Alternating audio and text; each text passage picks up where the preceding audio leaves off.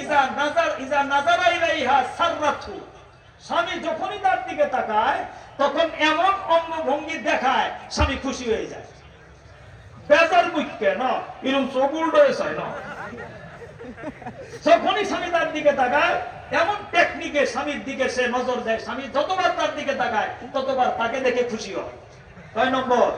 2 নম্বর। 3 নম্বর, ইজা আকসামা আলাইহা আবাররাতু, স্বামী যদি কোনো কসম করে, স্ত্রীর ব্যবহারে রাগ করে কইছে আল্লাহর কসম তুই যদি এই কাজটা না করস তোর বাপের বাড়ি জীবনে যাব না, কথার কথা, আল্লাহর কসম তুই যদি এই কাজ না করস আমি আর মাছ খাব না, এরকম কোন কসম যদি করে, এটা না করলে আমি এটা করবো না। স্ত্রী যত কষ্ট হোক স্বামীর এ বিপদ ভালায় না, ওই কাজটা কইরা স্বামীর শপথ ভাঙায়। স্বামী যদি তার কোনো ত্রুটি পায় শপথ করে কসম করে কোনো কিছু না করার ইচ্ছা করে, সেই আদেশটা মান্য স্বামীর কসম ভাঙায়, শপথ ভাঙায়। 4 নম্বর, ইজা গাবা আনহা, যখন স্বামী তার থেকে অনুপস্থিত, ঢাকায় গেছে, চিটাঙ্গে গেছে, বিদেশ থাকে, তার থেকে দূরে, এই টাইমটুকু সে পরকিয়া করে না। কি করে?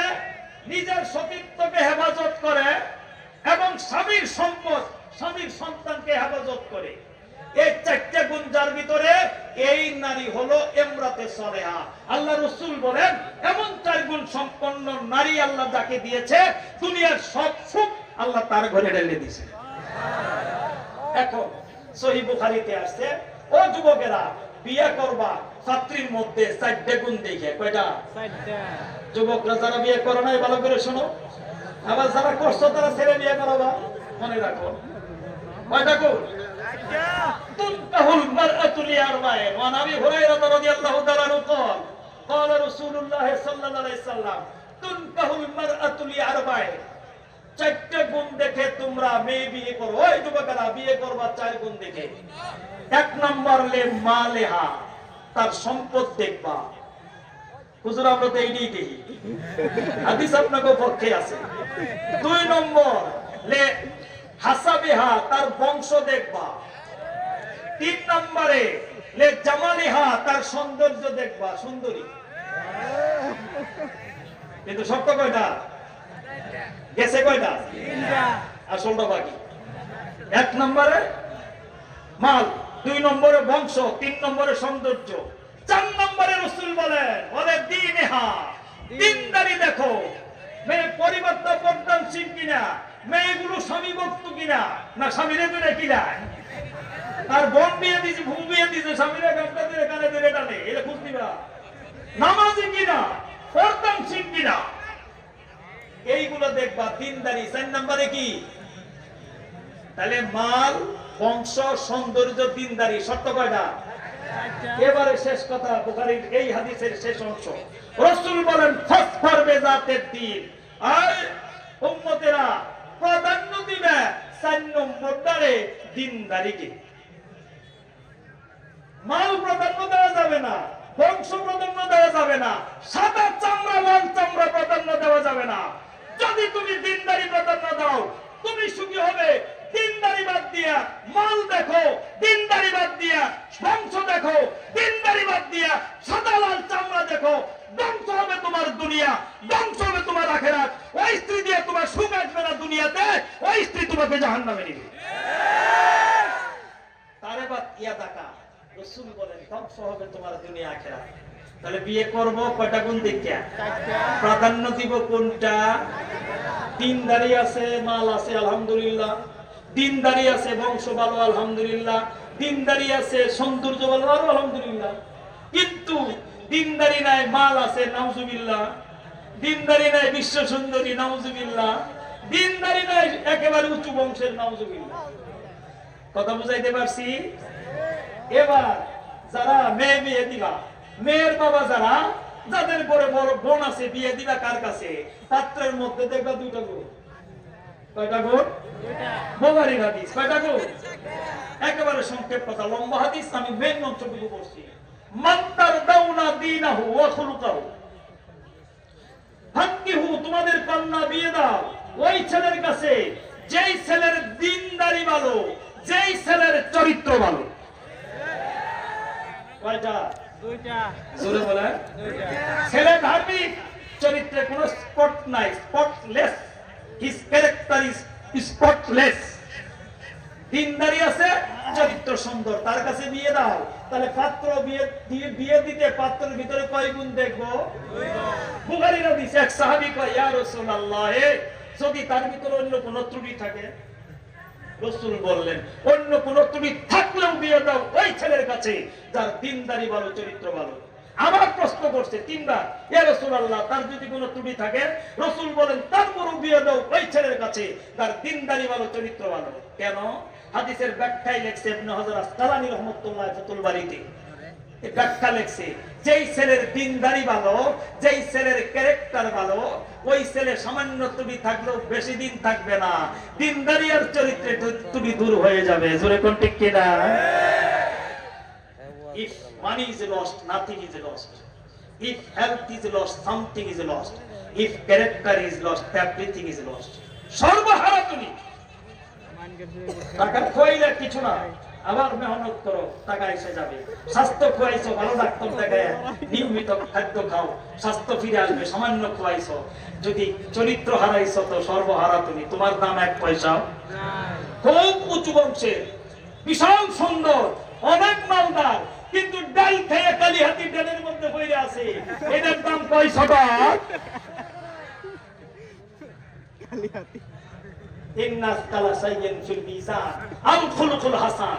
আল্লাহ রাসূল বলেন, যেমন বস্তু জগতে সবচেয়ে ওজন বেশি লোহার পাথরে। কথা কোন ঠিক কিনা? লোহার ওজন সবচেয়ে বেশি। এই পাশে এক কেজির একটা লোহা দেই পাথর, এই পাশে এক বস্তা তুলে লাগে, ঠিক কিনা? তাহলে বস্তু জগতে ওজন বেশি কোন জিনিসে? লোহা, পাথর, এই জাতীয় সমস্ত আমলের ভিতরে ওজন বেশি হলো উত্তম চরিত্রে। রাসূল বলছেন, ইন্নাস কালা সাইয়িন ফিল মিজান, নিশ্চয় অল্প জিনিসই ওজন ভারী হবে মিজানের পাল্লা। আল খুলুকুন হাসান, সেটা হলো উত্তম চরিত্র। জোরে বলেন সুবহানাল্লাহ। এই জন্য ভাই, যুবক ভাইয়েরা, চরিত্রটাকে সুন্দর করো। আমার আজকের শেষ কথা হলো, চরিত্রটাকে সুন্দর করো। চরিত্র তোমার আছে, তোমার দাম বেসুমার। চরিত্র সুন্দর, চরিত্র নাই, তোমার দাম এক পয়সাও নাই। এবার তোমাদেরকে বলবো সেই কথাটা, যেদিন তুমি এসেছিলে ভবে, কেঁদেছিলে তুমি একা, হেসেছিল সব। ও যুবক, এটা মুখস্থ করে ঘরের ভিতর লিখে রাখো, এই অনুযায়ী জীবন গঠন করো। যেদিন তুমি এসেছিলে ভবে, কেঁদেছিলে তুমি একা, হেসেছিল সব। এমন জীবন তুমি করিবে গঠন, এমন জীবন তুমি করিবে গঠন, মরণে হাসিবে তুমি, কাঁদিবে ভুবন। বলো আমার সাথে, যেদিন তুমি এসেছিলে ভবে, কেঁদেছিলে তুমি একা, হেসেছিল সবে। এমন জীবন তুমি কররে গঠন, মরণে হাসিবে তুমি, কাঁদিবে ভুবন। আমাদের সাহেব আবু তো আদনানের মতো, মরণে হাসিবে তুমি, কাঁদিবে ভুবন। আমরা তেমন জীবন গঠন করার জন্য আজকে শপথ নিব, বলেন ইনশাআল্লাহ। বলতেছিলাম, বদরের যুদ্ধে মুসলমানদের সংখ্যা কত ছিল ভাই? খালি ঘটনা শুনবো না, মাঝখানে কিছু অ্যান্টিবায়োটিক দিলাম, নিয়ে যাবো, কামাবো, ঠিক আছে? বদরের যুদ্ধে সেই আপনার মুসলমানদের সংখ্যা ছিল কতজন? 317। কাফের কত ছিল? 1000। যুদ্ধ শেষে 14 জন মুসলমান শাহাদাত বরণ করেছেন, 6 জন মুহাজির, 8 জন আনসার। ইসলামের প্রথম সম্মুখ যুদ্ধ, এর আগে মুখোমুখি যুদ্ধ আর হয় নাই। 14 জন জীবন দিলেন। আর কাফেরদের জীবন মধ্যে জীবন দিছে 1 নাম্বার আবু জেহেল। আবু জেহেলের অনুসারী নেতা এক সিরিয়ালে 70 জন, কুত্তা মারা মরছে। কয়জন? আবু জেহেলের মতো নেতা মরছে কতজন?